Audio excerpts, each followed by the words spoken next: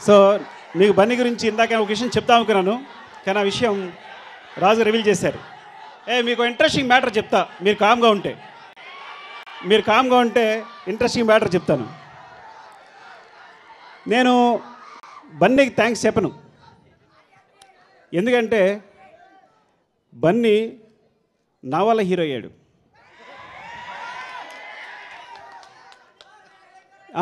వినండి, పూర్తిగా వినండి, అప్పుడు విమర్శిద్దరు. కానీ ఎలా అంటే మీరు ఆర్య ద్వారా హీరో అనుకుంటారు కదా, ఆర్య ద్వారా కాదు. ఆర్య షూటింగ్ జరుగుతున్నప్పుడు ఒక బోట్ దాటుతున్నప్పుడు నేను అనుకోకుండా హీరోయిన్ అటు నుంచి ఇటు గెంతింది, బోటు మొత్తం రివర్స్ అయింది. రివర్స్ అని నేను పడిపోయాను, నాకు ఈత రాదు.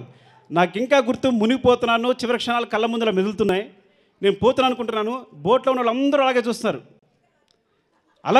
షాక్ అయిపోయి చూస్తున్నారు. అందరూ షాక్ అయిపోయి చూస్తారు. ఇంకొక మినిట్ ఉంటే నేను మునిగిపోయిపోయినవాడిని. ఆ క్షణంలో ప్రాణాలు తెగించి దూకినవాడు బన్నీ. నాకు ఇంకా తెలుసు ప్రాణం పోతున్నప్పుడు ఎలా ఉంటుందో, పరిస్థితి ఎలా ఉంటుందో, కళ్ళ ముందు దూకడం. కానీ అంతకన్నా ఆ నెక్స్ట్ మ్యాటర్ చెప్తాను చూడండి. నేను తను దూకిన తర్వాత నన్ను లేపడానికి ట్రై చేస్తున్నాడు పైకి. నాకు ఈత రాకుండా తను లోపల లాగేస్తున్నా. 3 times లాగేశాను. అప్పుడు బన్నీ కూడా పోయిండేవాడు. నేను 3 times బన్నీని ముంచేస్తున్నా, బికాజ్ నేను సేవ్ అవడం కోసం. అయినా సరే నన్ను మళ్ళీ పైకి లాగుతున్నాడు. సో కాబట్టి నేను ఆ బోట్లో వాటర్లో పడిపోయి తను దూకి రక్షించే అవకాశం ఇవ్వకపోతే తను హీరోలు అవుతాడు. సో నేను అవకాశం ఇచ్చాను కాబట్టి తను నా రియల్ లైఫ్లో హీరో అయ్యాడు. He is my real life hero.